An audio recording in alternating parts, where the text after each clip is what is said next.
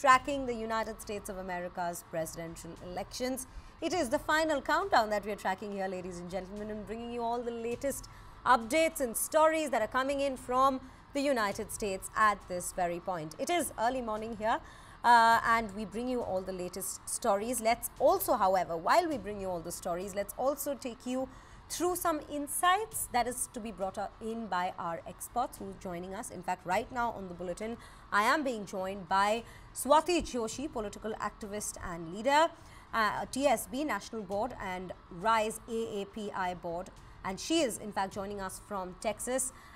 Very good evening to you. It is evening there, we know. Ms. Joshi, thank you so much for joining us at News9. An exciting day for not just the United States of America, I would say, in fact, for the whole world, having had their eyes pinned on this very date with regards to who shall take up the presidential seat next.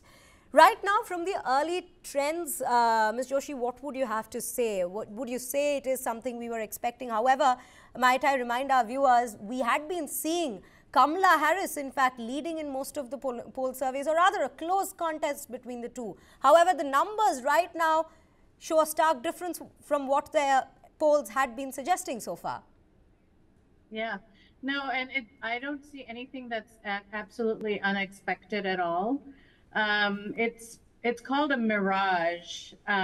So currently all the red states are coming in with their results, and a lot of the Democratic votes are more focused or more centered in urban cities, and it takes longer for those to be counted. So right now I'm not fearing anything. I'm not concerned at all. This is how we've expected it to go.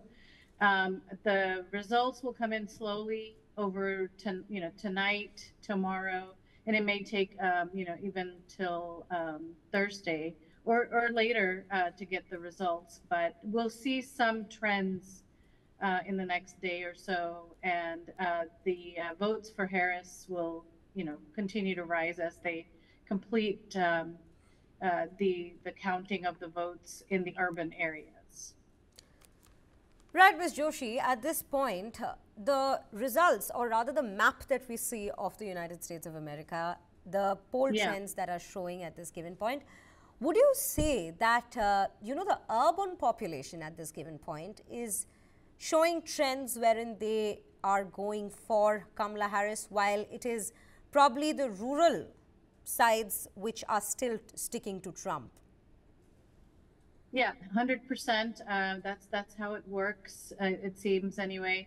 The urban areas, the bigger cities, are where the Democrats generally live, and you'll see those.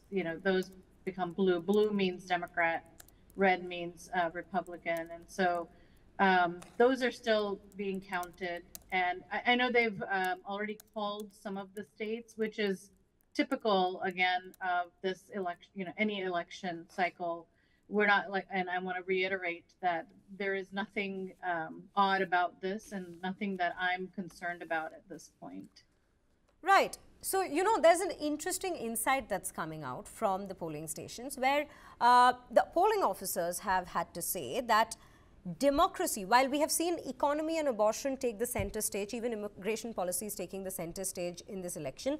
However, during the voting, we saw that most people who would come to cast their ballots seem to be saying that democracy stands as the key issue. Why would you say that? Why would you think so? Why would people be saying that, given that they've been thinking that democracy is under threat in the United States of America? Why such a mentality? Yeah, we are all feeling that threat. Well, at least I would say we, the Democrats, are feeling that threat. And that's because of Donald Trump. I mean, he is unlike any candidate that has run in the past, and that it's not in a good way either. Lots of people want change and things to be different. People are, look forward to maybe what's out there, but Trump's agenda is not is not the way this country was formed. It is not does not comply with the Constitution. He wants to his motives are very selfish and self-fulfilling, like what he wants for himself. He does not care about this country. He and that's why people are saying that democracy is under threat.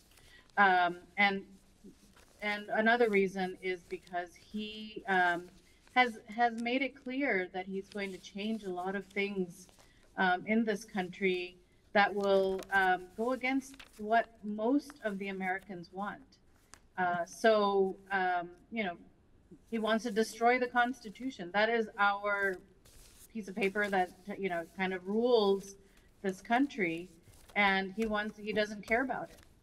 He wants to take back things that have already been in place for many years. For example, abortion rights, health care for women, basically. And he's already done that during his administration, and he's continuing to push that forward. So um, those are one of the unalienable rights that we have, that women have fought for many years, and he's pushed that back, and so now we're fighting for it again. Things that I was took for granted for my health care now are being threatened for my daughter. So it is a threat to our democracy. It's a threat to our lives. It's a threat to the way that we've been living in this country. And I can say many more things. For example, immigration, um, and rights of.